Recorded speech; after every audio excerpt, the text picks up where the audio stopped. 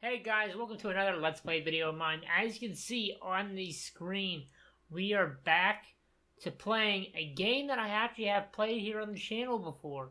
And as it stands right now, the first and last episode of the last time I played this game, because I already did a full series on this, the first and last episode I did on this game is actually one of my most viewed videos. And actually, surprisingly, they're still getting a lot of views. Like, they're one of the top ones that still get views to this day. So apparently, even though the last series I did on this game is probably over a year old now, it's still one of my Let's Play series that's still getting the most views. So apparently, a lot of you guys like this game and the Let's Play series I did on it. So I figured, as one of the comments in one of the videos suggested, the last time I did this Let's Play series, I am coming back to this game to do another playthrough of it and choose a different character this time to fall in love with.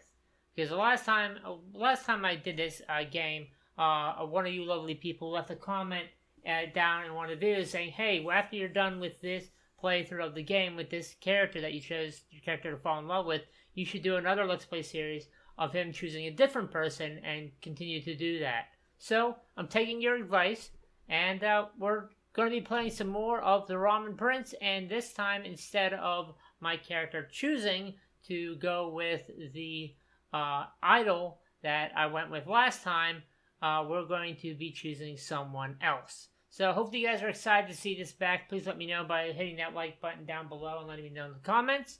And without any further ado, we're back to the Ramen Prince. So, quit my rambling and let's go. Something special lingers here. And oh, just FYI, by the way, just like in my last Let's Play series of this, this is essentially a dating sim game, or a visual novel game of sorts. So like the last time I played this, I'm going to warn you guys just like when I played this last time, I am going to warn you guys again that some of the time when I'm reading through conversations in the game, since you know it is a visual novel game, I will stumble over words and fuck words up. Please don't be too critical of me. I'm just warning you guys ahead of time. Something special lingers here. Do you want to play the prologue? Of course, as always. First comes the broth. And now I'm gonna get hungry. It's the soup stock that gives ramen its personality. What kind of broth are we? Are we made from pork bones, content to steep and simmer until our marrow, the very best part of us, can be extracted? Are we made of seafood, or vegetable broth, or chicken soup? Next comes seasoning, or what they like to call pear, carefully selected to complement the broth. Sea salt shio complements like I said, guys, I'm gonna fuck up words, so I apologize. A talk broth, a miso base adds strength to vegetable soup in the same way. People learn the best skills to complement their personalities. The best noodles don't last long once immersed in the broth, so it's encouraged to slurp them quickly as possible. We enjoy good experiences in the same manner, however fleeting they might be. Lard is then added to give its noodle. Lard is then added to give the noodles body. Wow, forgive me. Not always the healthiest choice, but some bad habits can't be helped. Our vices define us just as much as our good traits do. Finally, toppings are added to the ramen to give it their defining aesthetics. It's similar to the way we choose how to dress or what we buy ourselves. Attraction is key. Ramen is life. Or at least ramen is my life.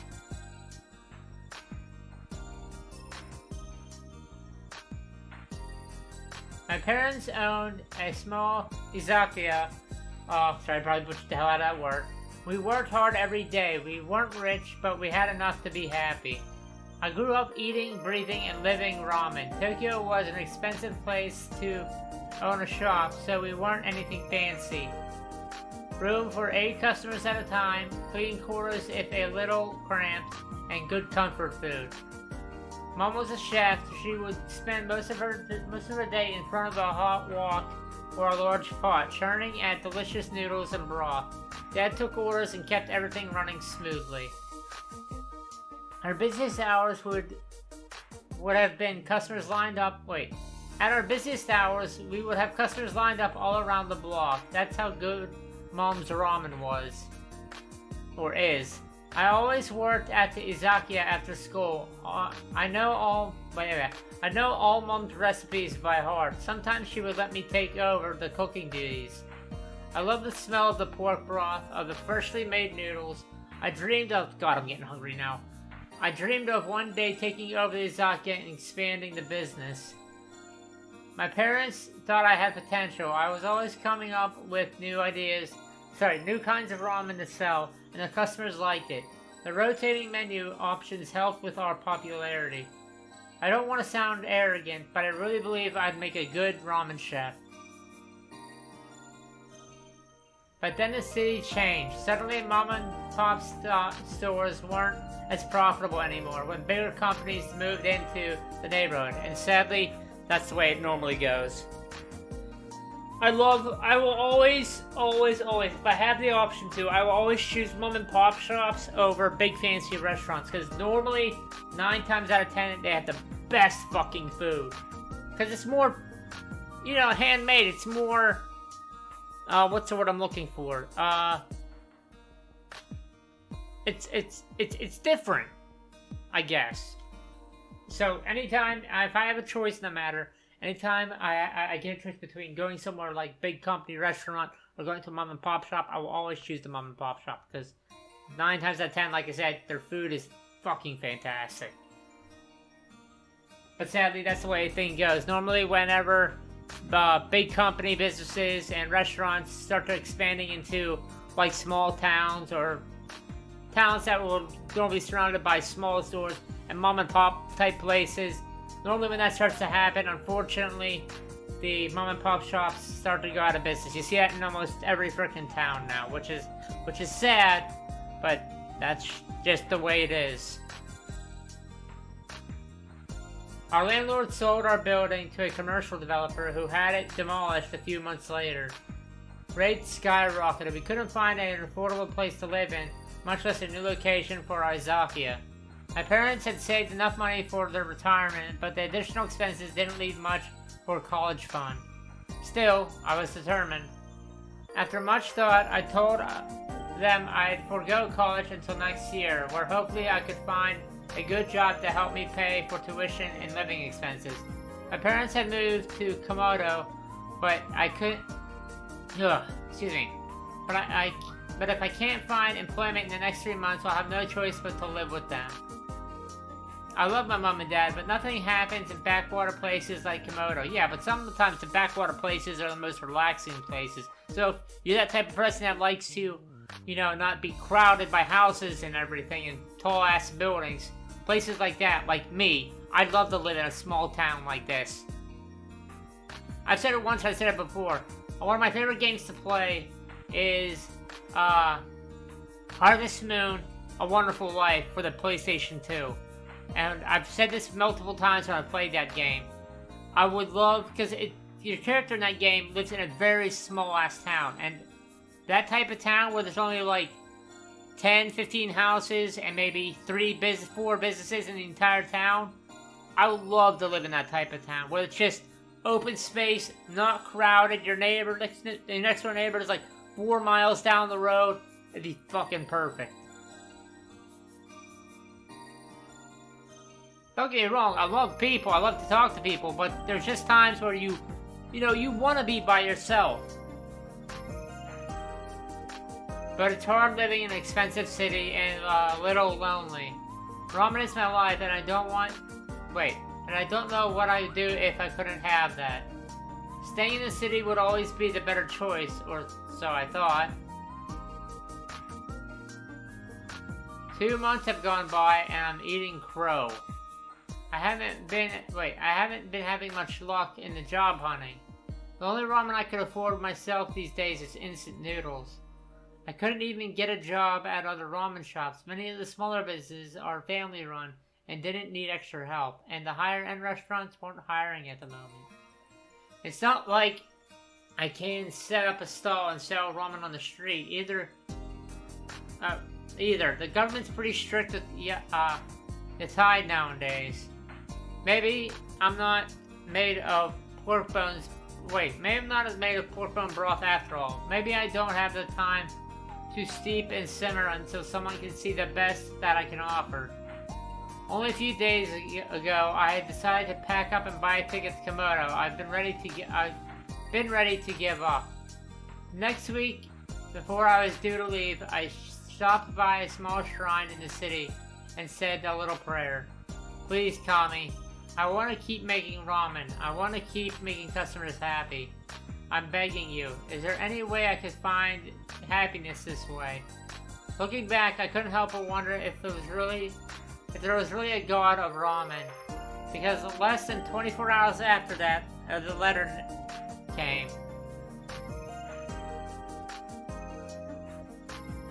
The letter arrived in the post the next day. I thought it was junk mail at first, like those Dear Sir / Madam letters mailed indiscriminately to random addresses when you got some shady business to pitch. Not that I had any money to give shady business. I was secretly hoping it was a response to some of the jobs I've been applying for, but companies don't respond to emails with letters. And then I noticed it was addressed to me from Yanagawa and Kato, a highly prestigious law firm in the city. Am I in trouble? Am I being sued? No, they've sent someone. They would have sent someone over to hand me the letter to make sure I received it. Maybe it's a long-lost relative who made me his heir. Right, wishful thinking. I let myself into my small studio apartment and made myself comfortable on a rickety couch. I opened the letter.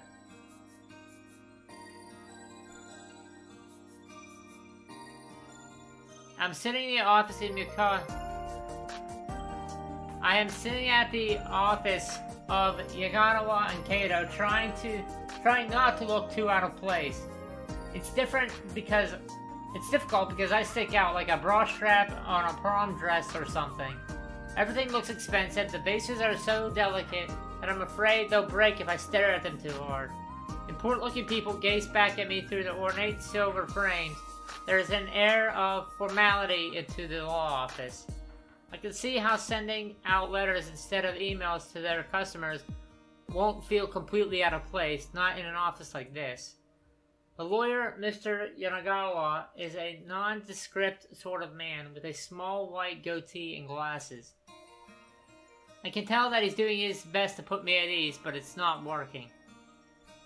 I still don't understand. Why me? I'm afraid that answers fall outside of my duties. I am merely acting on the wishes of my client. He would like to know your answer as soon as possible so we can proceed. I assumed you already come to the decision when you called to make your appointment, but I see that's not the case. Of course not. How can I make a decision when the whole thing sounds so suspicious to begin with? The man looked irritated. Actually, I don't know. It looks like irritated. It looks like irritated has always been his default face. There's nothing underhanded here. Yaganawa and Kato only takes on the most respectable clients, and our integrity as a law firm is unapparelled. While I admit that this is an unusual request, let me assure you that there is nothing illegal about this matter. Really, offering me a job without providing any details about it doesn't sound suspicious at all? At a place with a rent lower than what I pay for my plant box of a studio apartment? I don't even know this guy. What if he's some kind of weird pervert or some rich serial killer who kills random guests? I've been called... A man's voice. I've been called many things in my business, by my business rivals, but let me assure you that I am neither one of those things, Mr. Taco Bell. Another man entered the room while I was talking. He's almost as round as he is tall, a teddy bear dressed in a business suit. I jumped to my feet. Mr. Komatsu? Hello again, Karu. I asked Mr. Yoda to call me, should you ever get the contract that he... Sorry, if you ever got in contact with him about my proposal. I apologize for the abruptness of all this. You have every right to be suspicious. Mr. Max Komatsu, he's a friend of my parents and a frequent customer of our Ikazawa. I could feel my face flush. I apologize, I didn't mean to be rude. I understand. I know that it all seems so sudden. I am the one who should be apologizing. He gestures at me to sit. Ah, the memories. The first time I saw you, you were just a young boy standing guard over a pot of soup, twice your height. You also served me the best ramen I ever tasted. Shio ramen with extra green onions and crispy garlic served on the side. We served you grilled chicken instead of Szechu pork at your request. Mr. Komatsu looks surprised and laughs. What a memory you have. Yes, that was it exactly. As a child, I was too shy to talk to any of the customers. Mr. Komatsu came often enough to our store that I remember him. Mr. Komatsu is the current CEO of the Akawa Group of Companies. The Akawa Group of Companies? Holy crap, they practically own everything. Cars, banks, electronics, breweries. And I just called their CEO a pervert and a serial killer. And he also... Wait. And as he said, he knows your family quite well. However, it's been 2 years since he last spoke with them. He wasn't aware that they moved until recently. I was not yet the CEO when I last talked to your parents. The promotion was quite sudden. I've been away on trips for the company ever since, and only returned to Tokyo a few days ago. Naturally, I tried to find them as soon as I returned, but when I learned that they moved and I realized you were living here now, I feel embarrassed. You must know my current living conditions then, and my inability to find a job. I still don't understand. If there's something you need to discuss with my parents, why not contact them? I did, actually. They rejected my offer. They were quite content with living in Komodo. They did, however, suggest that you might be interested. What do you mean? My company owns several properties around the country, including quite a few houses for residential purposes. One of them is a nice little house. You'll see here in a minute how little the house is. In the city of Hidaka. It's not quite as bustling and crowded as Tokyo, and neither is it a typical farm town. The other is a small ramen restaurant we just recently acquired. I currently have someone overseeing things at the house, but it's otherwise unoccupied. The same holds true to the ramen restaurant. We haven't found a chef to manage operations there yet. Is he about to ask what I think he's about to ask? Naturally, I thought of your parents, but it seems they're set on retiring. And then I remembered that delicious ramen you served me when you were only a child. I imagined all of the wonderful ramen you might master since then. You'll be paid a good salary for running the restaurant, of course. The house comes as part of your compensation. I have faith in your parents' expertise that they taught you how to run a shop successfully despite your young age. If the restaurant proves to be satisfactory, then I want to eventually make you its owner. With the Akawa, I'm not gonna be able to pronounce that name. Ayakawa Group company behind you as an investor. My own restaurant. There's nothing else I want more. But this is so unexpected. Things are moving a little too fast for me. Only yesterday I was ready to give up my dreams. But there's nothing tying me to the city. It's not like I have anyone relying on me here. Can I at least think about it first? I want to discuss it with my parents. That appears to be the answer Mr. Kawa Group was expecting. He nods and rises to his feet. He bows and smiles at me, looking quite happy. I can't help but smile back. Thank you for taking the time to listen to an old man's whims.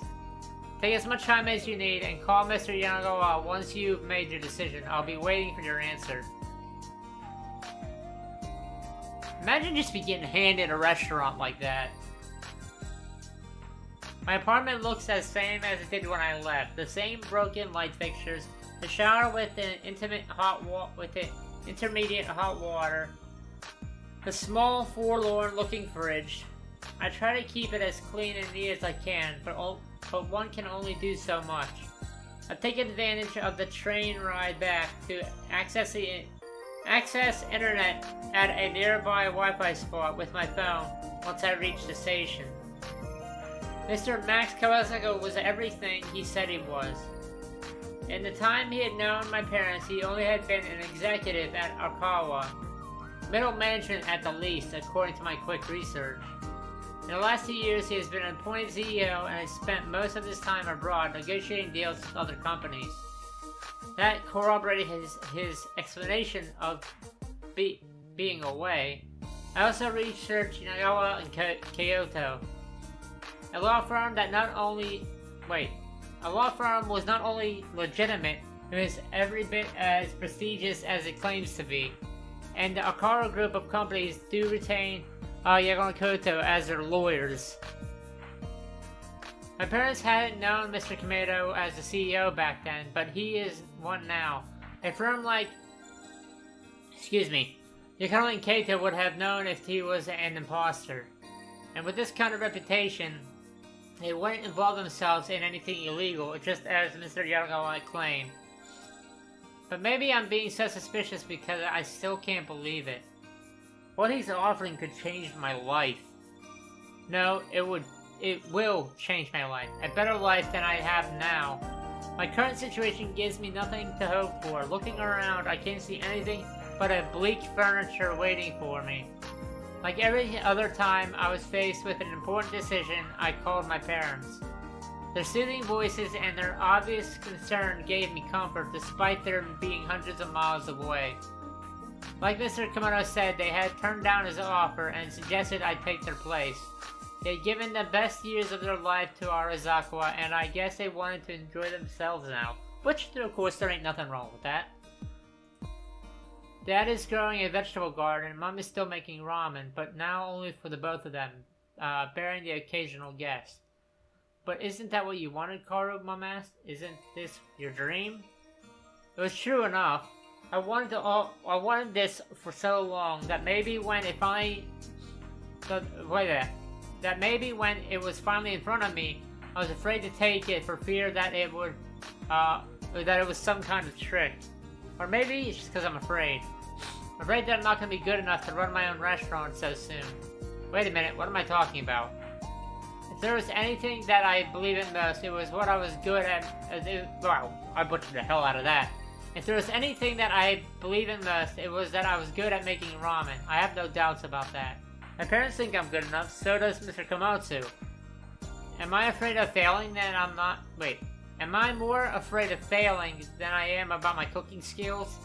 I spent the rest of the night tossing and turning, thoughts running wild in my head. I barely slept at all. But long before the morning sun broke with my dingy blinds, I may come to my decision. My hands shaking as I called the number of the Yakawa and Keiro for the second time that week. Hello, Mr. Yanagawa? I have my answer.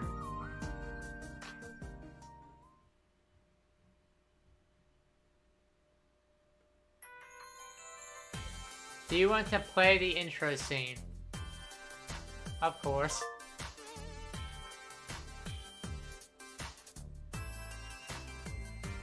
I spent the last 2 days signing forms to finalize my deal with Mr. Komatsu. There was a lot of paperwork involved. I also asked my parents' lawyer to look over the contracts, and he couldn't find anything wrong with them. In fact, he said I'm getting the better end of the deal on this. The contract stipulated that I would be expected to run the restaurant for the salary that Mr. Komatsu and I had agreed on.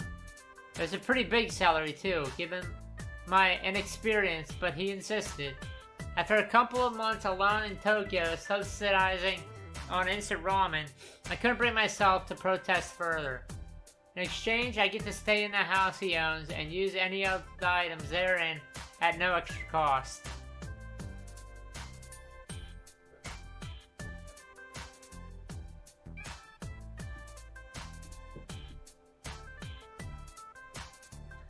I spent the next couple weeks packing, cleaning out my studio, and selling what little furniture I had.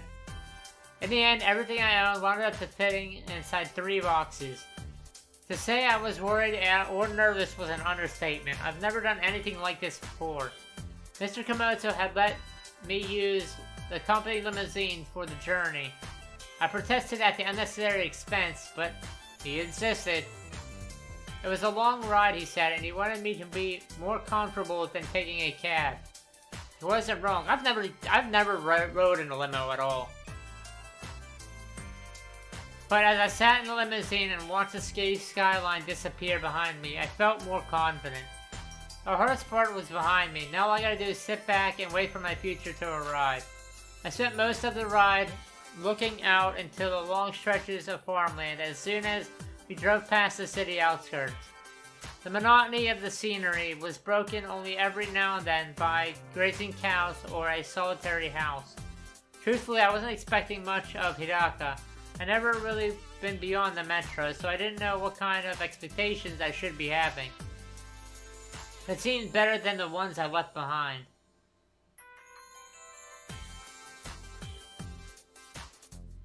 So this is Hidaka? Mr. Komoto is right. Life here doesn't seem to have the same breakneck pace Tokyo has. There's something of a sleepy, peaceful quality to this place, despite the abundance of shops and buildings. I wouldn't call it old-fashioned, but I wouldn't call it bustling either. It strikes me as an odd place somewhere in between the two, but it works. As I feared, the limousine was too conspicuous for a place like this. I saw some people giving us curious stares as we drove down the street. The windows were tinted to prevent anyone from looking in, but that didn't stop me from being a little self-conscious. The car stops and the driver gestures at me, signaling that we have reached our destination. Ornate gates loom up before us, and I see several security personnel standing by. One of them recognizes the driver and lets us through with a wave of his hand. The gates slide open effortlessly and the car drives on. What's with all these guards? The car stops at the... Excuse me. The car rolls to a stop and the driver hops out, hurrying to open the door and help me out. Huh? Yeah, this is a small house he mentioned. No way. This is what he called a little house? I was standing in front of one of the biggest houses I've ever seen. House is actually an understatement. It's quite clearly a mansion. I hadn't thought about asking for information about the place. I figured anything was better than the small studio I had. Now I know why Mr. Komoto never showed me anything either. I can't live in a place like this. It's huge. Oh, don't you like it? A young girl steps forward, much to my surprise. Didn't Komoto say that the house was unoccupied? She's dressed in what looks like a butler's outfit, modified to her frame and taste. The heat doesn't seem to bother her. Oh, no, it's nothing like that. But I think there must be some mistake. There's been no mistake at all. Mr. Komoto told me you were arriving. Welcome to the Akawa Manor, Mr. Taco... Can't believe I named my last name Taco Bell. Mr. Taco Bell, my name is Ren Takanaka, and I'll be your personal butler for the rest of your stay. Please allow me to take care of you. She says it all with a straight face, like she actually means it. And then I realize she does. Personal butler? Wait a minute, no one told me anything about this. I look around, but the limousine is already leaving. I watch it speed away. Au contraire, Mr. Komatsu took great pains to write down everything in his contract with you. What? From within the folds of her coat, she draws out several pieces of paper and hands it over to me. If you take a look at Section 5, Clause 3, you'll see that Mr. Komatsu specifically mentions that he has someone taking care of the manor.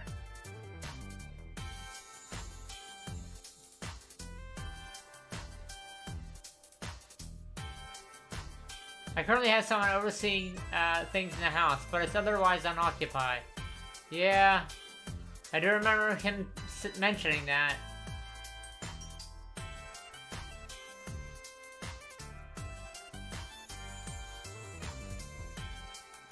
But saying someone's been taking care of the house is totally different from saying there's gonna be a butler.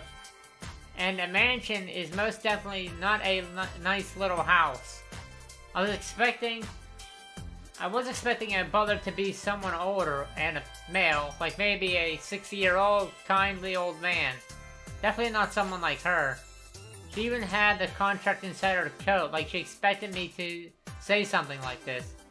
If you also read Section 5, Clause 9 for me, during the period of the specified lease, the tenant may choose to use any items, paraphernalia and other miscellaneous found within the household at his discretion. On that miscellaneous. Please don't hesitate to use me however you want. The girl is saying things like that. This girl saying things like that so enthusiastically, with no trace of embarrassment. Before I say anything else, she reaches over to take my luggage. I try to stop her, but she has to them up expertly, like they weighed nothing. You must be tired after your journey. Let me show you let me show you to your room. I can carry my own bags. But she's already disappeared inside. I don't have the strength to argue at this point, so I follow her.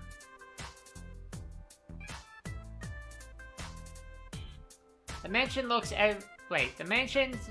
even bigger from the inside. The first thing I notice is the wide staircase wow, good God. The wide staircase leading up to the second floor landing. Priceless paintings line the walls and exquisitely made sculptures surround us. I can see why they have guards stationed here. The realization only makes me even more nervous. Miss Tanaka? Call me Ren, Mr. Taco Bell.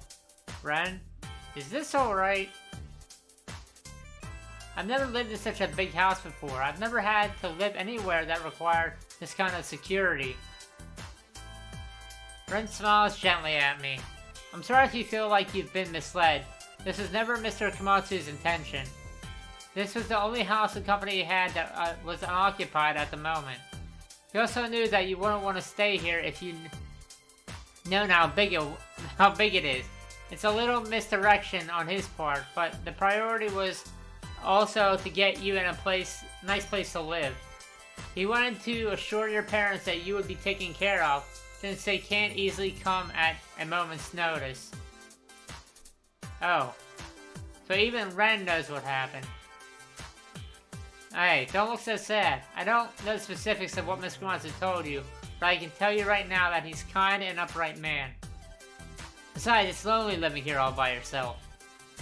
He smiles again, but it's not without a tinge of sadness. I'll help you bring things upstairs. Your room is on the second floor. There's still a few hours before dinner, so you can explore the town if you want. If you have any questions, please don't hesitate to ask me. I do have one right now, actually. Who lived here before I did? He hesitates, but only for a moment. Well, the mansion's previous owner... the mansion was previously occupied by the CEO before Mr. Kawamatsu. Unfortunately, he was not a very good CEO for the company. Many questionable business transactions took place during his time. In the end, he was arrested for fraud, and Mr. Kawamatsu took his place. I see. She sounds really angry. She mustn't have liked him either. Sorry about that.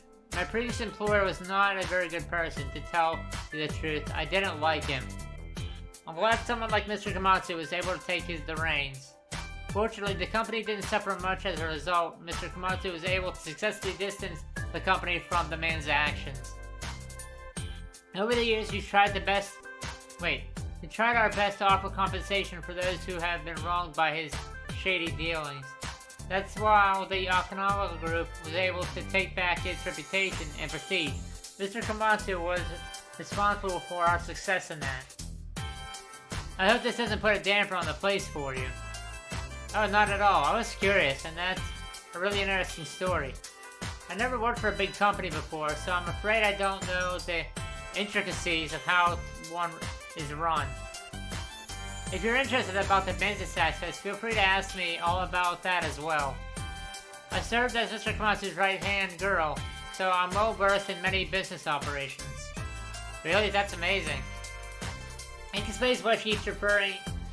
That explains why she keeps referring to us when she talked about the company.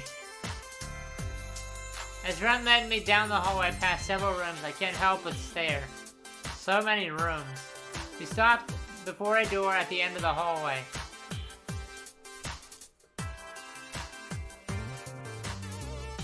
Wow. This is the largest bedroom I've ever seen. The bed is actually a large canopy-style structure, like the type I've read about in royal mansions. Curtains give way to a large airy windows that look out into the sky, giving me a fantastic view of the city. Large closets make up one wall, and there's also a dresser and several, small tables, and I don't think I've ever been in a carpeted room before either. I can see a small door to my right leading to what I presume is the bathroom.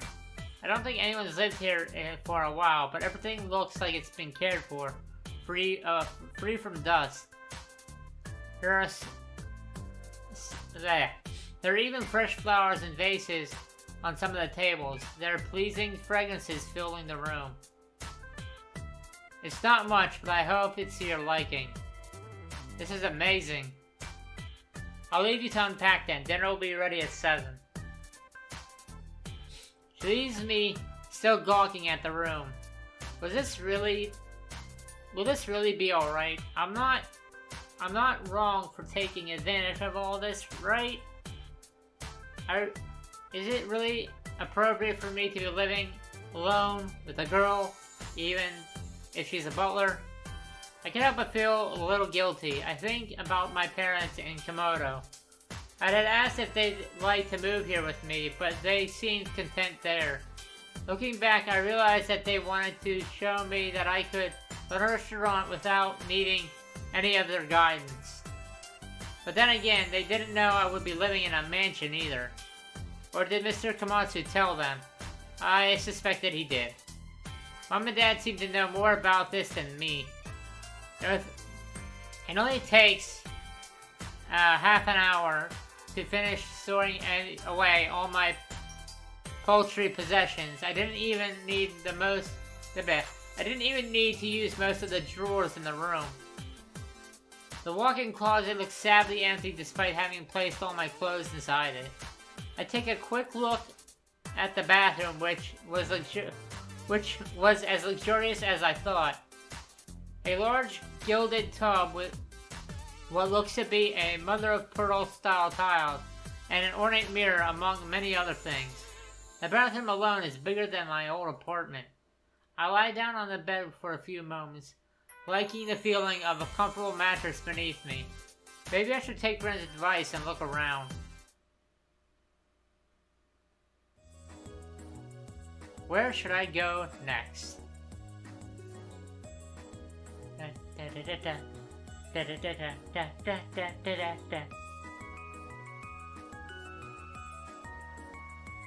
Let's see. Go to the hospital first.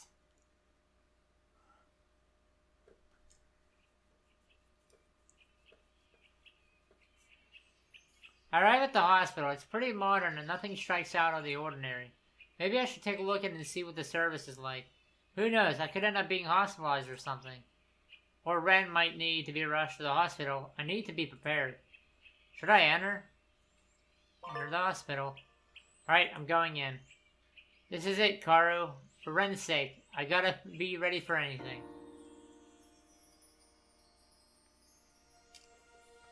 And it's in here you run into one of the people we could possibly romance. Truth be told, I don't even know why I'm here.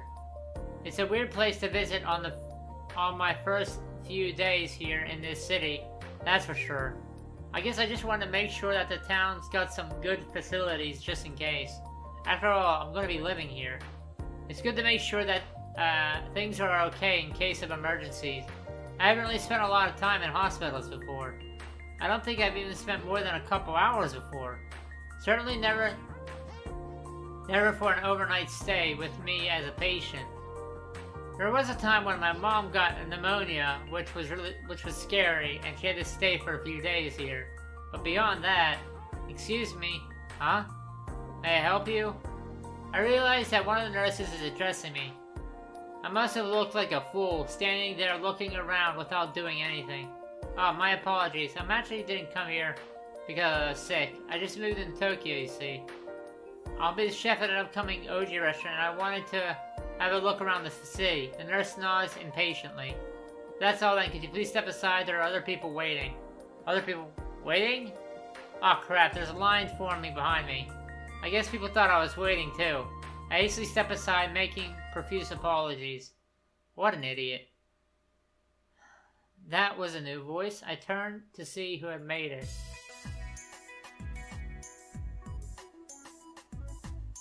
A pretty girl was sitting in a nearby chair glaring at me. What kind of fool would go to a hospital for no reason at all? I had to wince. Well, yeah, it sounded weird, but... Bet you suck as a chef, too. Hey, that was uncalled for. Rise to the bait. It's one thing to say I'm an idiot. It's another thing to insult me as a chef. I can't let that stand. What the hell is wrong with you anyway? You don't even know me. Yeah, well I said what I said, and it sounded like it struck the nerve. You haven't been a chef long, huh? What? I've been cooking since I was a kid. I'm a pretty good one. Whatever. Ugh. She's making my blood boil. I take stock of what she's wearing. She's got multicolored hair and appears pretty trendy. Wonder what she's doing here in the hospital. Doesn't look like she's waiting to get help either. Turn tables on her.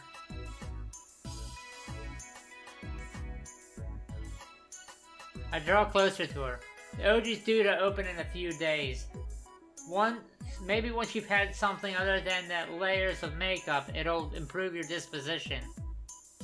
Slowly she lowers her phone. Man, if looks can kill. You're still here? Yeah, I am. I wasn't trying to start a fight. Well, you got it anyway. Jeez, why is she so aggressive? I wasn't doing anything. Not only do I think your cooking sucks, but I bet your restaurant will fold in a couple of months. Assholes like you are bad chefs. You just think you're good. You haven't even tried it. Don't need to. I can't even stomach the sight of you right now. You're really damn rude, you know that? Aw, here's the world's smallest violin for you. This girl. Not only am I a very good judge of character, but I'm also a very good food critic. I open my mouth before I can stop myself. What? With your blog followed by 10 people tops? Now she looks furious. Maybe I shouldn't have said it. What would an idiot who doesn't even know what he's doing in the hospital know about social media? Stick to your fry cook job. Miss Lini Tizakia. Yes? Another nurse approaches her, gesturing toward the hallway. They can see you now. Good, anything to get away from this moron. Search for my name before letting your gums flap, and maybe you'll finally get a clue. She jumps out of her seat and leaves before I could get another word in. I'm quite seething. I didn't do anything wrong. Like, what the hell? Damn it, I'm not going to waste any more time here.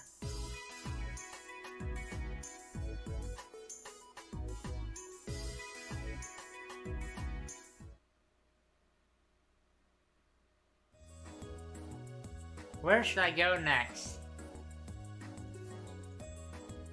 Let's see, no one's there. Let's go to the... Actually, I won't save that one for a little later. Let's go to the shrine and meet one of the other people we can romance.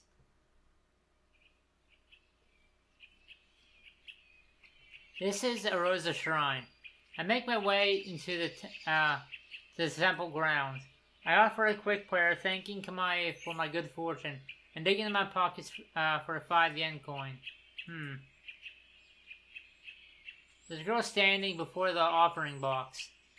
She was so quiet that I didn't even realize she was there at first. She looks stunning. Oh, why does she look so sad?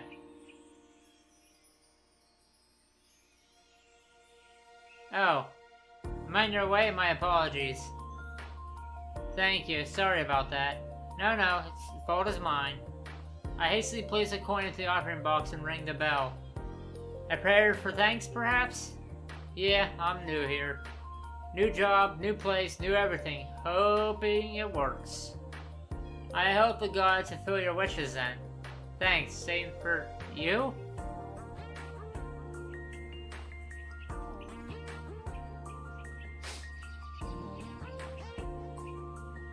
Not exactly. Today was my father's birthday. He passed away many years ago. I come here to ease my mind. Oh, I'm so sorry. I've been running his business ever since, but every year it grows harder for me to keep it up. My father called me his little Matsu, his shriek. He said I would grow into my claws and lead as well as he had. But some days I feel like I can't hope to match his legacy. Some days I wish I could fly away like a bird. And some days I want to prove everyone wrong and show that I'm just as capable. Encourage her to continue. I know you can do it. You wouldn't have been taking care of his business for that long if you didn't believe in it either. It's not his legacy anymore, it's yours. And I know you're going to carve your own path and make your own name. So please don't give up. That's quite bold of you. You don't even know who I am. It's true, I don't. But I think you're pretty tough. I don't know why, but it's a gut instinct. It's normal to feel like something's too difficult to do, I think. I was worried about it before coming here. Why would anyone want some chef who doesn't have any culinary degree to his name, right? But I took my chance and here I am. Sorry for being so forward. Not at all, it was very good advice. Thank you, I feel much better now. He draws closer and drops a kiss on my cheek. I think I'll take your advice. He slips something into my hand as well. It's a business card, a restaurant it looks like. Show this to the guy at the door, he'll give you a free drink, he'll give you a drink free of charge. Oh, you don't need to. Oh, but I do. Best of luck to your current endeavor. I watch her leave, a little bit surprised. Is this that was really nice of her, and she's in the restaurant business, too. Maybe I should take a look one day. There's nothing else to do here, so I take my leave.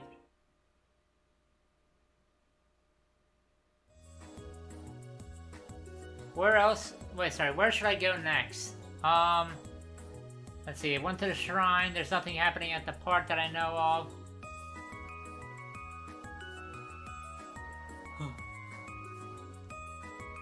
Let's see, just go to the park anyway.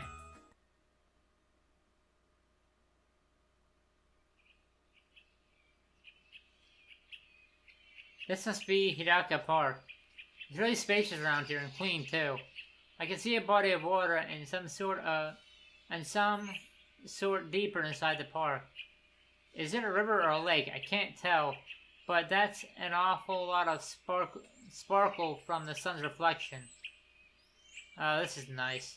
The park here is bigger than I expected. Growing up in Tokyo, I'm not used to them being this size. I don't even remember if there's a decent park in Tokyo that's not surrounded by car traffic. Looks like it would be a good place for some downtime if I need a break. There is a room enough for everyone. I can already see some people walking dogs and children playing. There's a few vendors here too. I'm still a little hungry. Maybe I can see if they have any.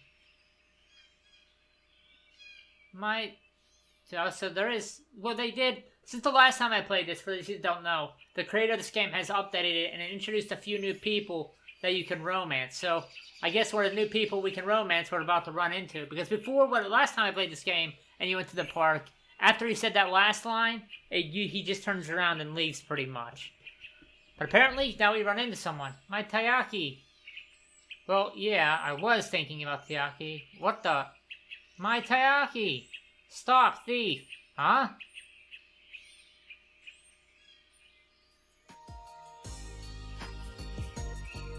I look up just in time to see a white blurred barrel in front of me. Wait.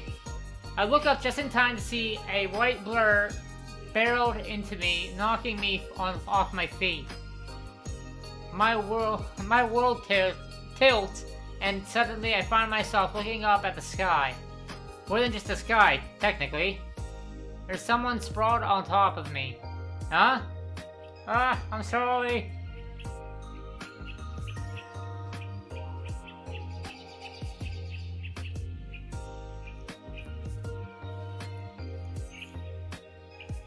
That weight eases off and I immediately scramble to my feet. I'm all too prepared to tell whatever it is off for not watching where they're going. But then I look over and promptly forgot all about it. What? He stares back at me looking surprised. He's holding a stick of taiyaki while God, I'm getting hungry now. While frantically chewing another. The cries are getting louder. Stop, thief! I see it must have been a taiyaki vendor running after her. What? Oh no. There, you thief. You didn't pay for this taiyaki. Uh-oh. I can't pay. I'm so sorry. I didn't want to, but the smell of taiyaki made me hungry for it. I don't care. You still have to pay. If you can't afford it, then don't come swiping it off my hands and run away. I'm sorry. I didn't have any money, but I can pay you with kimchi. See, here it is. The strange girl produces a bag full of kimchi. I can see at a glance that it's well made, and the spice smells good. Please accept this as payment instead, please. What do I need kimchi for? I'm selling taiyaki for money. Don't make me call the police. What? Offer to pay the vendor on the girl's behalf. I felt bad for the girl. I don't know, maybe it's because I didn't always get to afford stuff myself, but I found myself speaking out. Say, mister, how much is the taiyaki she stole? Eh? Well, it's about 200 yen. That's not a lot. Tell you what, let me pay for her instead. Here's your money. Just a stick of taiyaki. I'm sure she didn't mean any harm. And anyway, you have the money, right? Fine. He takes the money and shuffles off.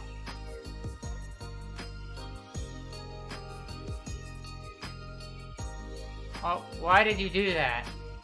You don't even know me, do you? Huh? Have you worshipped me in the past? No, I don't think so. I would have recognized you. Is this girl alright? Look, far be it from me to lecture anyone, but you can't just go around stealing food without paying. Sooner or later, they're all... Watch this be like some shrine god or something. Sooner or later, they'll really call the police on you.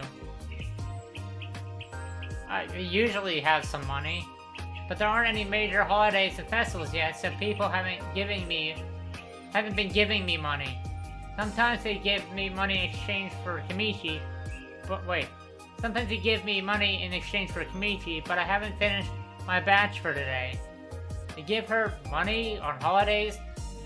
What? It was awfully nice of you. Oh, I know.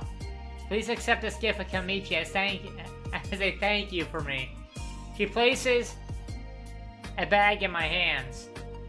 You don't need to. It's okay, I have lots and more at the shrine. Thank you again. She scurries off with that. I'm a little too stunned to do much, but by the time I think to react, she's gone. I think I just found the next girl I'm gonna try to romance in this game. See, my first thought was to romance the girl that the lady we run into at the cooking academy we're gonna go to here in a minute. But now that we got introduced to this new one, probably gonna be her. And considering that she seems to be shrine goddess or whatever, I bet you I know where to find her the next day. She will most likely be at the shrine. This is a weird girl. I look down at the package. The smell of Kimichi is strong. No, I'm not gonna get rid of it. That'd be rude. Try it. I know I shouldn't be eating some food made by some random girl who's trying to steal food, but I couldn't help it. It smells good. I try a bite. This is delicious. This is excellent Kimichi. What the hell? Now I regret not asking her more questions, but she's gone now. Ugh. It doesn't stop me from finishing off the Kimichi as I make my way out of the park, though. That'd have been rude to throw away the bag. Where should I go next? Let's go to Multiplex Theater.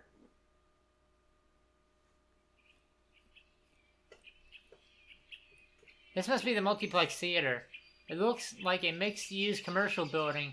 It's a mall. It has a mall of sorts, having mid to high-end commercial retail establishments. They also have function rooms and dedicated theater grounds and theater rooms for live performances and screenings.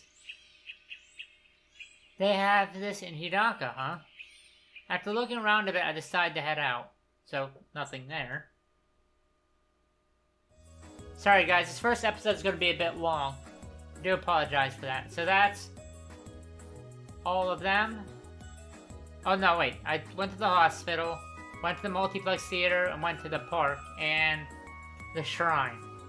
So I still have to go to the police station, shopping mall, grocery store, clubs, and all that stuff. Alright, let's go to the cooking station next.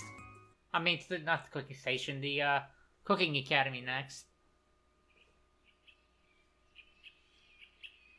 This must be the famous Tijaki Cooking Academy I've heard about. Most graduates from this school end up in prestigious restaurants and hotels or start up their own. Some of the luckier graduates, the ones with enough vision and financial backing, go on to put up their own restaurants all over Japan. I'm lucky that I have someone like Mr. Komatsu as an investor. But if things had turned out differently, I could have ended up here if my family was a little richer, too. As I draw closer, I realize they're having an open house going on. This must be the first time when a student enrollment takes place. I'm pretty tempted, truthfully. I would have liked to see how professional cooks and instructors would have rated me. Still, places like this are way too expensive. I remember looking, trust me, I know the feeling on fucking colleges being expensive. I went to ITT Tech. I'm still paying off my student loan. I remember looking through a few brochures before, and the tuition for a prestigious academy like this could easily be twice my family's yearly salary. I've got a good job now that pays well, but even so, it's way too premature for me to be thinking about taking classes here. I need to save up for this, think about investments and stuff. Still, it's open house, right? Take a look around. Couldn't hurt for you to take a look, I guess. I've always been curious about academies like these. Do they really help people learn how to cook better, or do they just curb your creativity so you can conform according to your own teacher's want? Obviously, I'm biased. Maybe I think that way because I've never had the money to make this an option. I see a lot of students milling about, many of them dressed in chef outfits. There are banners around the schools inviting people to step in and have a look, so I decided to take on their advice. At first glance, it doesn't look all that different than a classroom in a college campus. I keep forgetting that there must be some theoretical concepts to cooking that are being taught here too. I've always just concentrated on the practical aspects and going by my gut, which I suppose isn't something that can be taught. It's afternoon now, so there aren't as many people inside anymore. I must have missed most of the activities they had planned that day. Take a look at a small schedule tacked on a bulletin board. Yep, they're all practically over. I don't mind. It's nice to wander around by yourself and not have to be beholden to a group. Some of the rooms have what looks like to be state-of-the-art kitchen equipment, way outside my family's budget, I'm sure.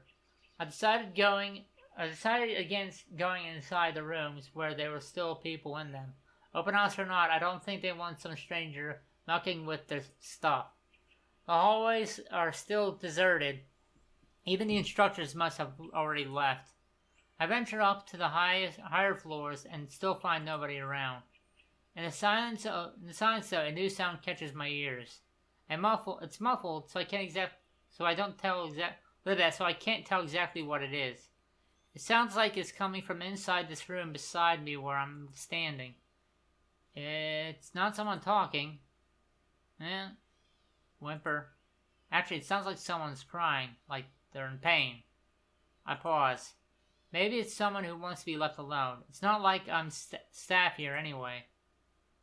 Open the door.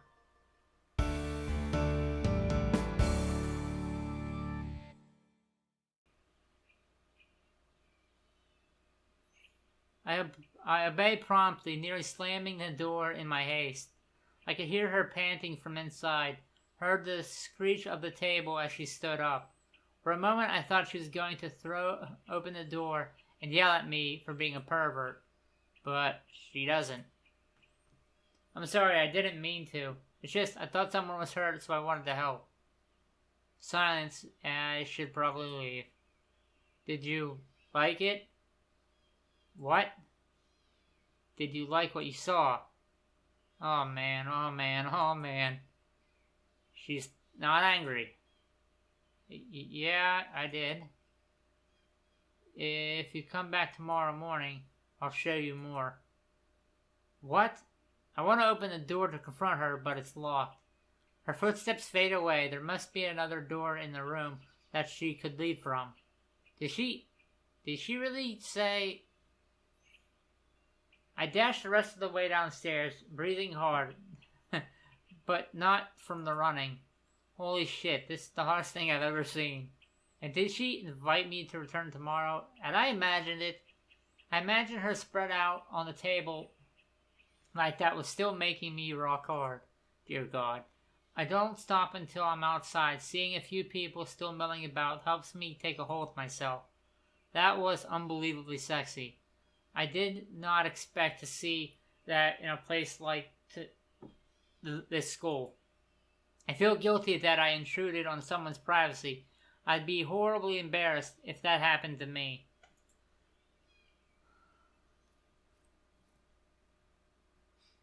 But despite myself, I hang around for as long as I was able to at the campus grounds.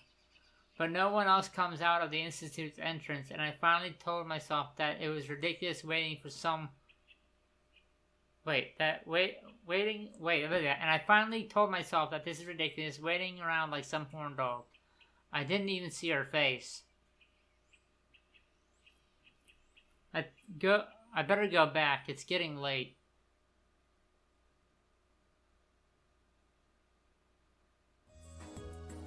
Where should I go next?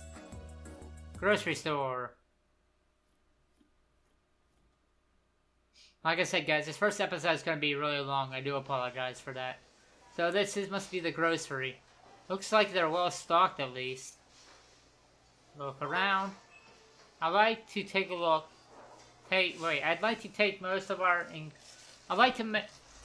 ingredients from the nearby wet market, but this would be an excellent place to replenish inventory in case we accidentally run out. Oh hey, my favorite sauce brand is here too. I don't usually get to find this, even in Tokyo. I go around the aisles, my eyes on the shelves, looking for more items I can use.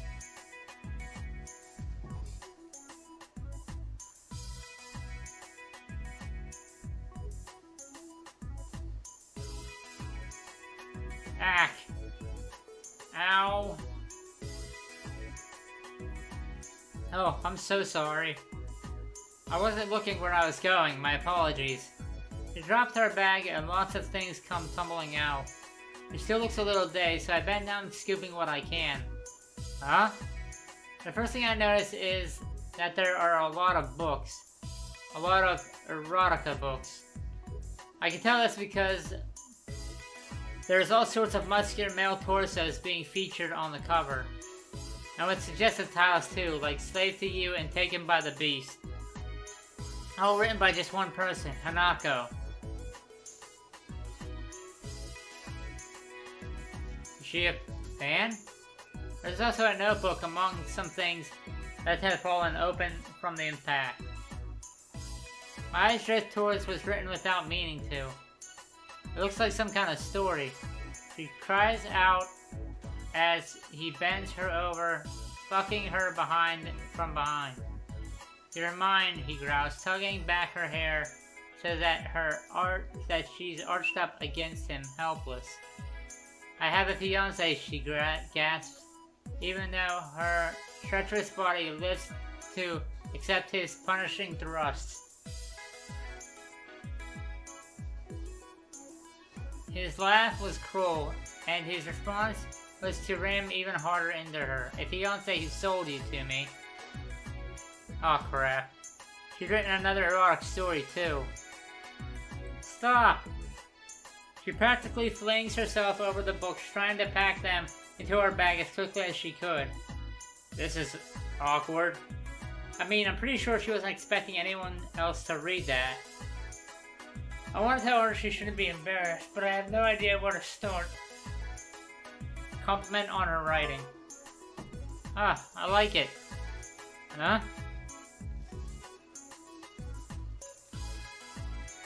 Huh? I'm sorry, I didn't mean to read it. But if that's yours, then you're a really good writer. It's not a genre I would normally read, but I've always thought writing to be pretty hard to do. So I have an appreciation for those that are able to do that. She stares at me like I've grown another head at first. And then she starts to blush pretty bad. Thank you, I think. She looks like she's ready to collapse. I'm not sure if I should be ready to catch her if she does. But then she seems to be right herself pretty quickly.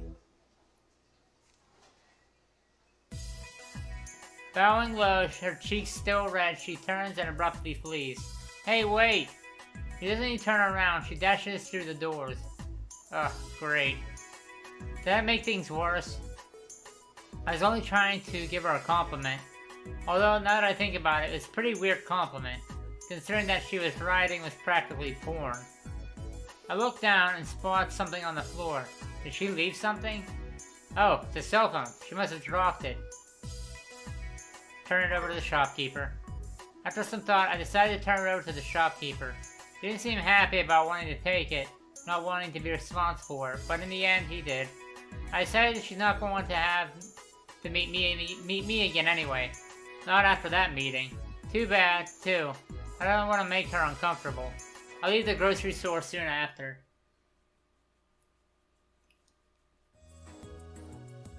Where to go next? Let's see, police station.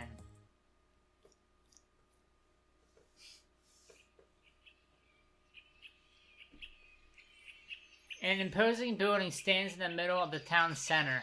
This must be the town hall. The police station shares the same building. How convenient. Inviting our government employees to the restaurant might not be such a bad idea. We'll have to put that on hold for now. However, I have no business here at the moment.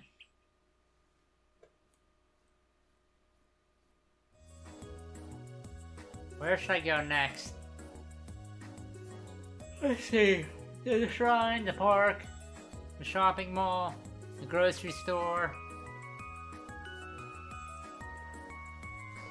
The only place left to go is the shopping mall. And then visit the restaurant itself. Well, the shopping mall, the restaurant, and the clubs.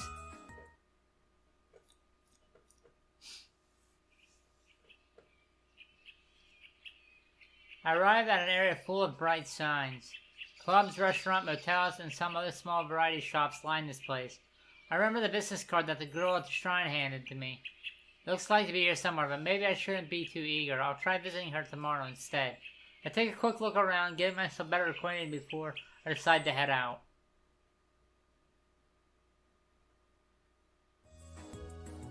Where should I go next? Shopping mall, where I run into one of the other girls I can romance, which is the girl I actually romanced last time, or the last playthrough of this. The idol. This must be the shopping mall.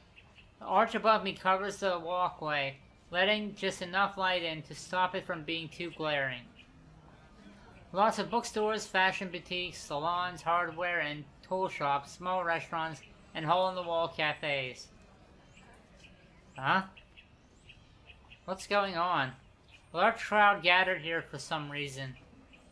There seems to be some kind of commotion near one of the stores. Is there a promotion, maybe?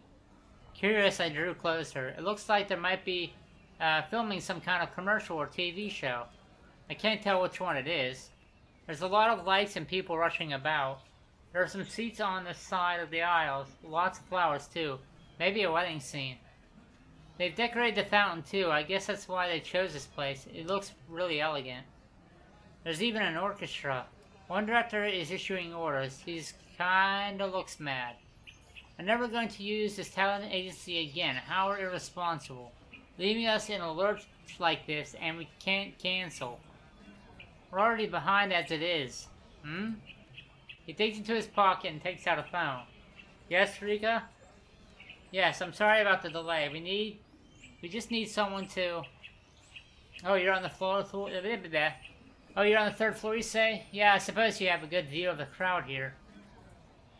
That's not necessarily how we do things. But we're running out of options. Let's see what he has to say first. Alright, I'll let you know. He snaps the phone shut and starts pushing his way through the crowd, ordering them to move. Hey, you there. Is he talking to me? He headed toward me. He's looking right at me. Just to be sure, I look behind me in case he's signaling for someone else. Hey, I'm talking to you. What? Yeah, you. How would you like to star in a promo video? It wouldn't take too long. We only need a couple of shots. Agree. Sure, I guess. I barely finished the sentence and already the director grabbed my arm, hollering at the crowd to let us through. What have I got myself into? Now I'm standing by the set with 1,000 pairs of eyes looking at me. I'm feeling a little embarrassed. Hey, wear this. It looks to be your size. He hands me a tuxedo. My assistant will show you where to change. Maybe I should have said no. Still, I already agreed, so it's too late for that. I hurriedly follow his assistant and change quickly. He's right. It does fit me perfectly. Ah, that's good. We can salvage a stay yet. The guy who was supposed to be playing this part backed out at the last minute. Thanks for saving us. No problem. Well, what exactly do I do? I look around and realize that there is a priest standing in front of me while I was changing. They rolled out the red carpet, too. I'm starting to sweat. They're making me a bridegroom? Seriously? All you need to do is smile at your bride as she walks down the aisle. Once she reaches you, take her hand. Keep your eyes on her until I say cut. Understand? Yeah. I get dressed up and have my makeup and hair session professionally done. And you're all done. Wow. This isn't bad at all. I could probably get used to this. I come out of the dressing room after about 30 minutes. Fabulous. Are you ready, Karu? Ready. Alright, quiet on the set. We're starting. I guess it's not that hard. I'll just focus on the bride, I guess. Take 3, and action. Music plays off from the orchestra. I look down the aisle as instructed, just as the bride emerges from one of the stores. Oh wow, she's so pretty. She smiles brightly and glides effortlessly towards me. Even if the director didn't say so, I would have a hard time not looking at her. She looks familiar, like I've seen her somewhere before. Of course, she must be a celebrity. Her name escapes me at the moment, though. She reaches me, and I reach out to take her hand. And cut. Good job.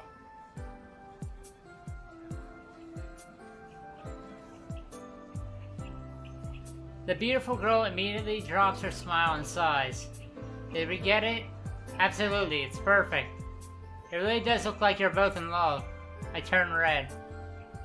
He's kidding, he does that a lot. Thanks for doing this for us. We'll make sure that you're financially compensated, of course. That's not necessary. Really? Most people would have. No, I insist. It wouldn't be fair. It wouldn't be fair. Thanks. Next scene. What's your name again? Karu. Right. Now then, the priest makes a signal. You take her. You take her in your arms and kiss her. What? You said nothing about this. What? You've never been kissed before? It's not that. I wasn't expecting. It only take 5 seconds. 10 if you're really good at it. Now who's kidding? You're making him blush, Rika. Well, let's get this over with, shall we? Alright, quiet on the set. What? What exactly do I do? He didn't give me any directions, and she's gorgeous. And action. Without even waiting, the girl Rika steps into my arms, grabs the back of my head, and brings my mouth to hers. Oh hell. She tastes so good. This isn't even a platonic kiss. Her tongue is... I respond immediately, urgently kissing her as hard as she's kissing me. And cut. Great job, guys. Rika waits another second before breaking the kiss. She looks a little flushed. That was very nice. That's an understatement, but I can't seem to find my voice. Rika, best change out of that. You got another appointment in 20 minutes. Oh, you're right. I'm so sorry, but I have to go. They release your check tomorrow. Do you know where the multiplex is? I think so. Good. Normally my assistant would hand you the check at the main door. But there's a side door by the alleyway. Come up there once you're done so I can see you again. Sorry for the spontaneity. I wish I could. Rika. Yes, I'm leaving. She rushed off by several more assistants before I could answer. The doctor hurries forward and shakes my hand. You're a lifesaver. Make sure you pick up your check at the theater, alright? We got some more filming to do there. Enrica seems quite insistent. Let's start packing up. He rushes off, leaving me speechless. Another assistant hurries to help me into the dressing room. By the time I'm out again, half the crew's already leaving. Someone approaches me with some non-disclosure agreements. After that's done, almost everyone was gone. That was weird. And pleasurable. That girl and that kiss. Hell.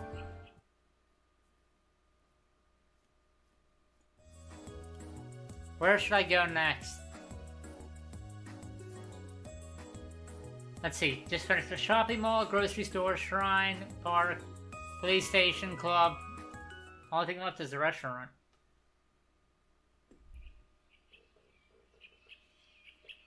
The shop should still be closed. Ren said we'll be looking through the equipment tomorrow. I should have asked her for the key, I guess. And that's pretty much that. Where should I go next? Well, we already went through everywhere else. So, the only place left to go is back to the manor.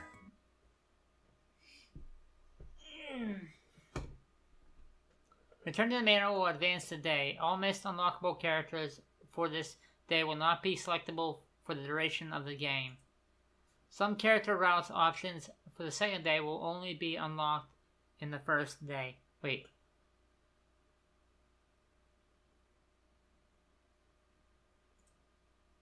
Do you wish to return to the manor? Yes, because we already visited everywhere. And here's where we run into one more romanceable character on our way back to the manor. It's got all the amenities I want as a chef. There's a lot of fresh food at the market, and the scenery is breathtaking. There's even a culinary academy here if I want to improve my cooking. I should go and take a look at the restaurant later and get used to the kitchen. No reason for me to open shop soon if, no reason for me not to open the shop soon if everything's ready, too. I can't wait to make ramen again. Although, knowing Mr. Kamasu, it will probably be as big as the mansion, too.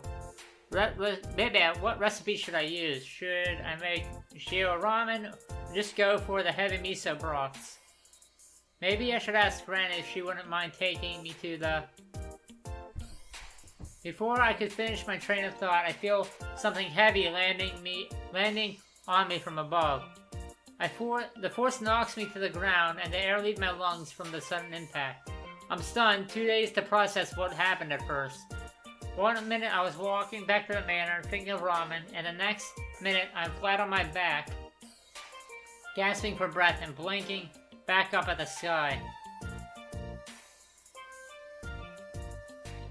Or I would have been looking up at the sky if someone wasn't on top of me. There's a girl sitting on top of me. She's dressed in what I thought was a party costume, a ninja outfit. The lower part of her face is obscured by a flu mask. Her eyes are a bright, mischievous green. Given her position on top of me, she shifts so that I can't move much. Don't make a sound, I'm not going to hurt you. She laughs. I'm sorry for landing on you. It wasn't my intention to crash down on cute guys. Not like this, anyway. Are you hurt anywhere? Despite her refusal to get off of me, her voice sounds genuinely concerned. I shake my head slowly. That's good. I would have never forgiven myself. I've never apologized, have I? I'm so sorry.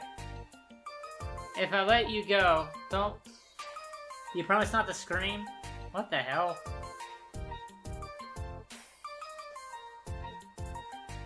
Before I could do anything else, she gets off me with one fluid movement. There, no harm done. Who the hell are you? My name isn't important. What is important is that you're not hurt. And that I'm not caught. After all, with the ninja worth her... what ninja worth her salt goes about getting caught by inferior arm of the law? So you're a ninja? Of course, didn't your suit give it away? You're wearing a flu mask. A small setback, I misplaced the original mask, and buying a new one would be too conspicuous. What? Is this girl serious?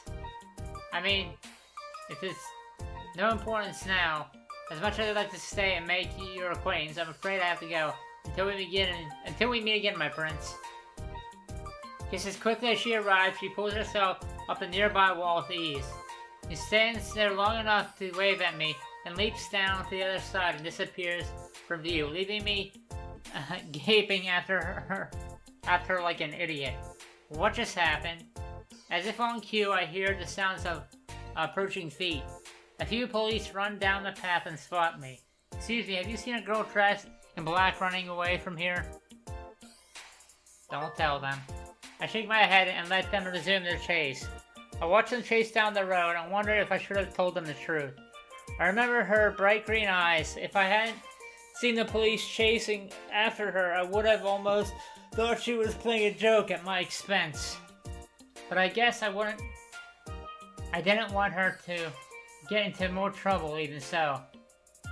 Why do I always do these things to myself? I make my way back to the manor without any further incidents.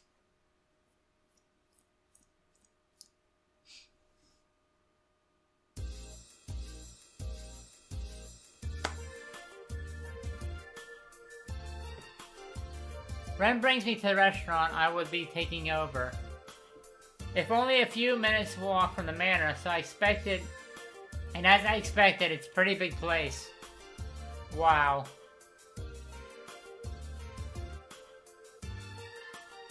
This is the restaurant. Well, the restaurant had always been fancier than the food. Aaron spent a lot of money on the decor, but his cooking wasn't as good. In the end, he sold his business to the Akawa Group. What do you think? Well, it's true the owner spent no expense when it came to furnishing this place. I'd like to close off some of the larger sections of the restaurant and open only the main area first. I gestured to the seats by the small grill on the counter. Both could easily sit around 10 people or so. Oh, why's that? My family used to run an Akazawa back in Tokyo, and we've always been very hands-on with our ramen. It will take me a while to find some help to run the restaurant, so to ensure quality ramen, I'll have to run this like an izakawa. That means I won't be able to take too many customers at one time. Also, I won't be able to train people until I get an idea of how types. I won't be able to train people until I get an idea of what types of ramen people prefer in Hidaka. So I'll be testing out a lot of recipes before I can come up with a standard menu. It'll be easier to start small and work my way up than the other way around. I understand. I see why Mr. Komatsu chose you for this. Truthfully, I'm nervous. I haven't managed anything like this before. All I have going for me is my cooking. If you're able to convince Mr. Komatsu to run the restaurant from the fourth that you're cooking alone, then I'm sure you'll be more than up to the task. Thanks, I really appreciate that. I guess all we need to come up with is a name. How about Ramen no Osawa? Prince of Ramen. Doesn't that sound a little too arrogant for someone who never managed a ramen shop in his own yet? Why not? It's a sign of confidence. Or maybe a simple Oji would be more appropriate. I think Oji is a nice name for a ramen shop. That's true. I'm liking it I'm liking it even more the longer I think about it. Alright, then Oji will officially be opening for business 2 days from now. I tested out most of the kitchen equipment. Not only do they work, but they're also the newest upgrades available in the market. Ren goes to the market every day and tells me she can purchase any ingredients I might need for my ramen. As worried as I am about being in charge, I'm also excited to start cooking again. I'm in the mood for fucking ramen now, man. Sad thing is that there's no ramen shops near me, which is sad.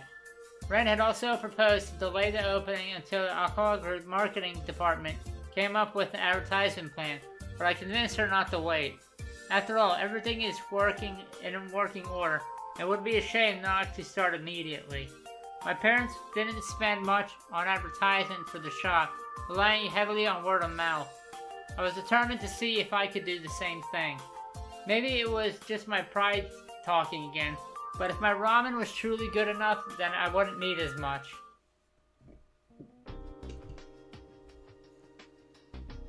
Ren cooked me dinner later that night. The long dining table was practically groaning with dishes. She must have made enough for an army. Isn't this a bit too much? I might have gone overboard a little. It's not every day I get to cook for someone else. She looks so sheepish that I have to laugh. That's okay, everything looks great. I'm surprised Mr. Komatsu didn't choose you to run the restaurant. Ren hurries to draw back her chair for me. You don't have to do that. I'm a butler. It's what butlers do. Even so, she expertly ladles soup in a porcelain bowl and places it carefully on my plate. Thank you very much. It smells good. I dip my spoon into the soup and lift it to my lips. What is this? Do you like it? It's, I can't even pronounce that. Steeped in butter gourd with potatoes and leeks. I came up with the recipe myself. It's made with potatoes and leeks? Then why does the soup taste like fish? I'm gonna be honest. I have to be honest, if I keep eating, I'm afraid my poor stomach won't be able to handle it. Ren looks surprised. Really? I thought I did everything right. I'm sorry. Don't be, the customer's always right after all. Still, I was so sure the soup tasted good. Have you tasted anything you cooked today, Miss Tamaka? Miss Tamaka? That sounds funny. Like I said, Ren would be more than appropriate. And well, I didn't think about tasting anything. Everything smelled good, so I didn't bother. But since you didn't like it, Ren took another bowl and helped herself to some of the soup. Ugh, what foul atrocity is this? I wasn't sure I wanted to remind her that she cooked that foul atrocity. Ugh, blah. Ren snatches up a plate and takes small servings from each dish. It doesn't look good, her face is turning green. You don't have to taste everything. But I must. To think that I nearly poisoned you with my cooking. Despite all my protests, Ren persisted in sampling all the food she cooked. From the look on her face, it was apparent that everything tasted just as terrible. This one. Ren places a dish of beef stroganoff in front of me with an air of determination. Try this. Hesitantly, I comply. Oh, this is delicious. Ren looks relieved at first, but then guilty. The only thing I knew how to prepare without consulting a cookbook.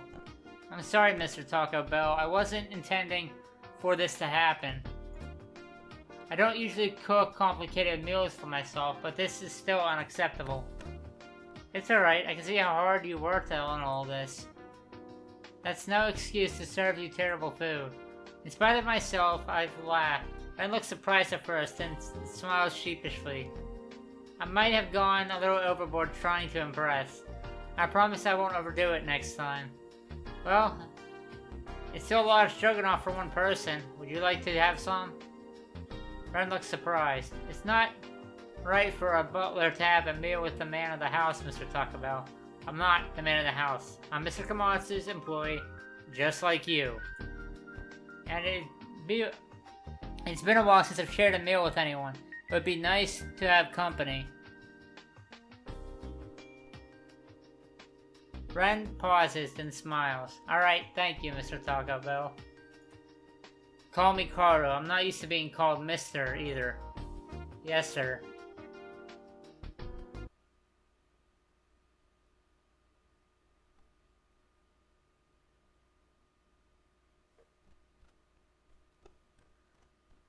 I decided to turn it in early that night, knowing that I would be busy. I would have a busy day tomorrow. Only my first day in Hidaka, and I've already met the strangest people. Ren definitely wasn't who I was expecting as a butler, but she seems like a nice girl and pretty. Even if her cooking is horrible. And then I get the feeling that she rarely cooks for herself to know what... And then I get the feeling that she rarely cooks for herself to know what before the night. Probably butchered the hell out of that, I apologize. And then there's that weird girl in the ninja suit. What the heck was that all about? I haven't heard any news about some female weird costume getting arrested, so I suppose she's still on the loose. Then that reminds me, I wonder who that girl in the Tsuzuki was. It was too dark to recall about how she was touching herself clearly, but the thought is enough to get me hard again. Did she say something about visiting tomorrow morning, right?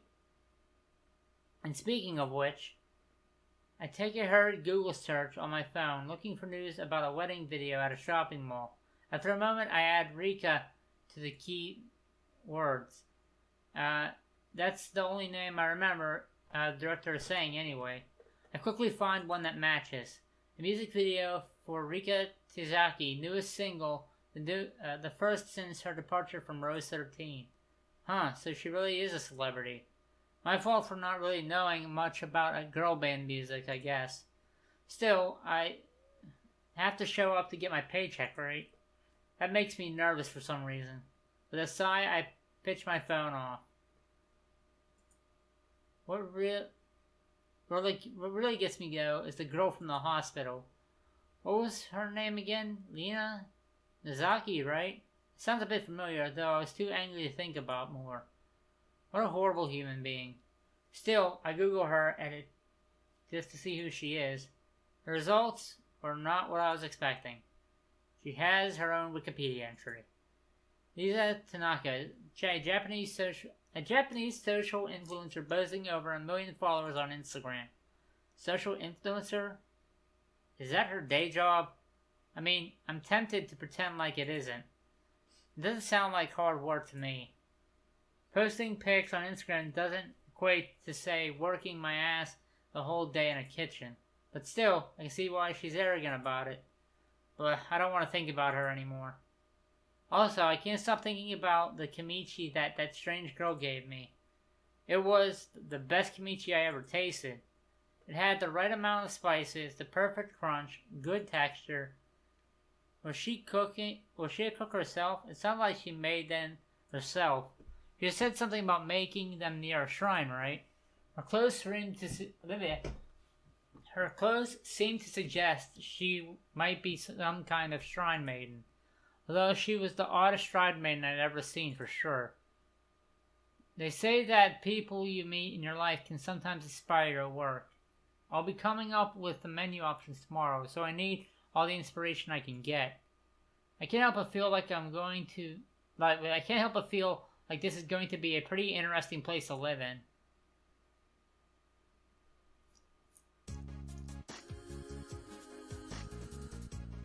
When the morning sun filters through the window and wakes me, I don't remember where I am at first.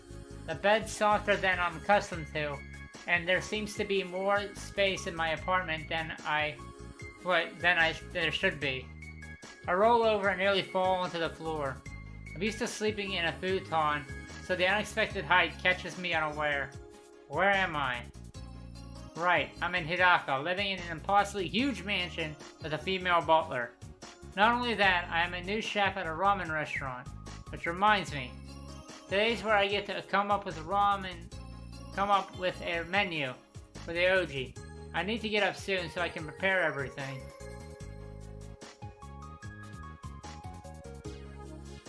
Ren's just sitting down my breakfast when I enter the dining room. Good morning, Karu. Good morning. I can see that you're eager to start, so I won't bother you with any unnecessary talk. I already taken the opportunity to get you ingredients you'll be needing. But if there's anything else I missed, just let me know and I'll stop by the market again. Thanks, that's very kind of you. Happy to help. It's pretty early, so feel free to take a look around town if you'd like. I'll meet you at the OG in a couple of hours. She heads back into the kitchen, leaving me to my meal. Fortunately, it's bacon and eggs and a bit of bread. Nothing fancy like last night. I take a bite. Ugh. I guess Ren has trouble with cooking in general. Everything she cooks looks good right up to the point of tasting them. It's almost a wonder she could successfully make something as complicated as beef stroganoff. But God, let's talk about foods making me hungry. But not something as simple as scrambled eggs. How can you screw up scrambled eggs? I'll wind up leaving the rest of my breakfast untasted. Maybe I can catch a quick bite before I head to the restaurant. I'm leaving now, thank you for the meal. I hear a faint reply from the direction of the kitchen. You're welcome.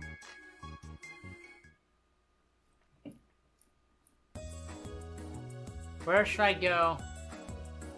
I could go to the town hall today and process some paperwork.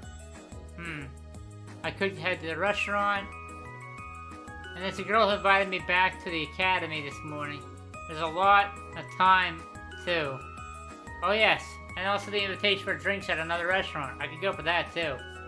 Speaking of, I have to pick up my check from the acting gig. And there's the matter of that celebrity backstage invite. I put my hand in my pocket and remember the cell phone I have to return to that girl. They still have this bug. Even if when you go to the grocery store and you find that girl's cell phone, even if you give it to the clerk, for some reason there's a bug in this game that still makes you have the cell phone. I don't know why. Right, the park. Maybe I should go take a look at the hospital again. I couldn't help but think about what happened yesterday. I've also got to see if there's more to that amazing kimchi by the shrine. And that's where we're actually gonna go.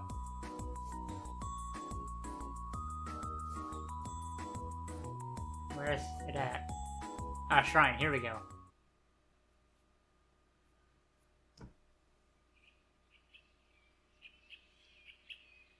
The shrine looks deserted when I arrive. Maybe I heard it wrong. Maybe she didn't say she worked near a shrine. Not for the first time, I grumbled about not having asked her about it. Although the conversation then was strange enough already. I hear something. Oh, I see her. She's at the other end of the shrine.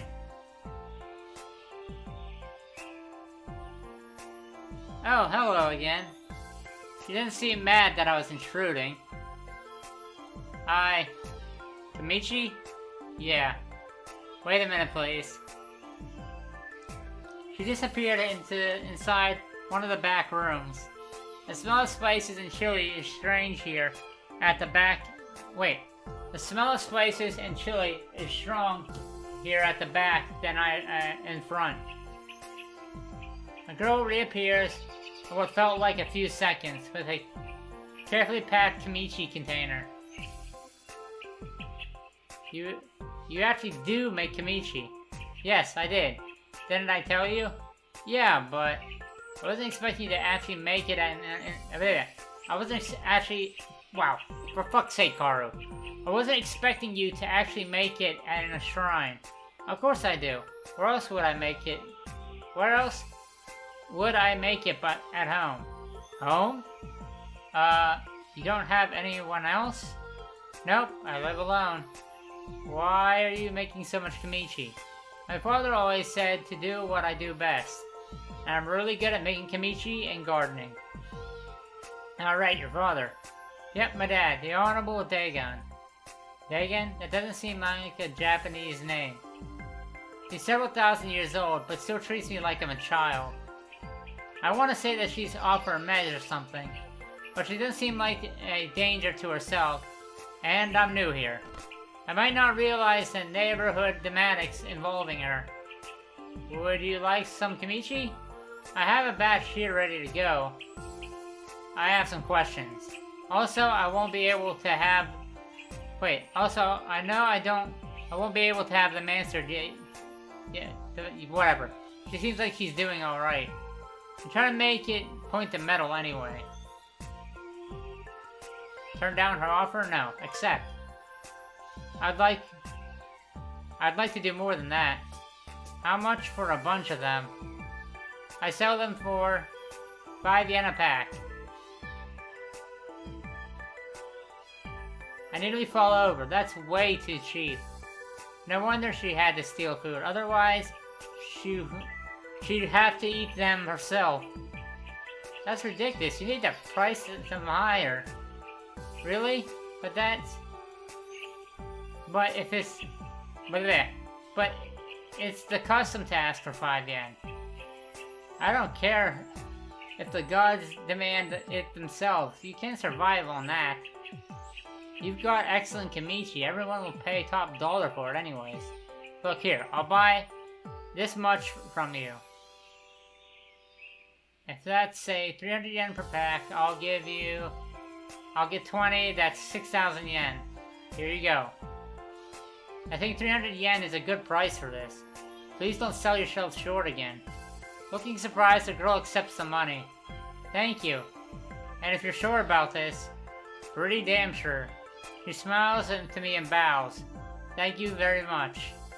If you'll excuse me. No thanks needed. The fantastic kimchi. I think you... Wait. No thanks needed. This fantastic kimchi. I think you have to... She scurries off with that. Huh? Where did she go? She was only here just now. I spent a few minutes searching, but finally conceded that she was gone. I didn't want to linger.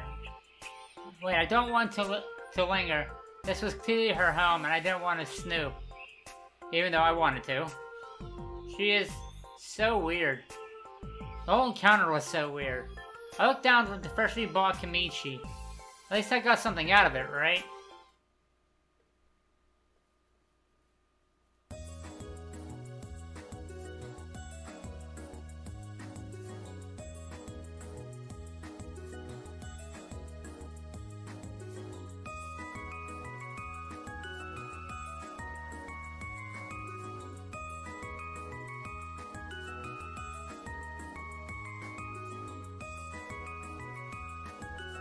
Alright, next place we're gonna go to is... We're not gonna go to back to every place, because obviously I already decided on the girl I want to try to get my character to, to fall in love with, obviously. But we're gonna activate a few of the second cutscenes for some of the other characters you can fall in love with. But then we're just gonna activate the next main part of the game afterwards. So not every cutscene we're gonna get. I'm just going to do like 1 or 2 more with the characters that you can possibly fall in love with, and then we're just gonna continue on with the main story. Now that I've already decided what character I'm gonna try to get my character to go for. But one of the places we are gonna go to is one of the places we are gonna go to, and one of the people we are gonna continue to talk with is. Excuse me, is the theater where the idol that we made our character fall in love with last time we played this, get with.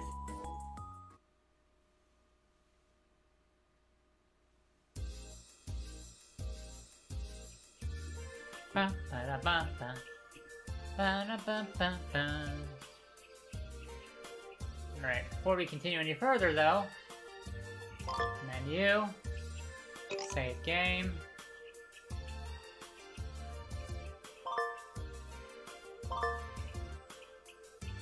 Confirm.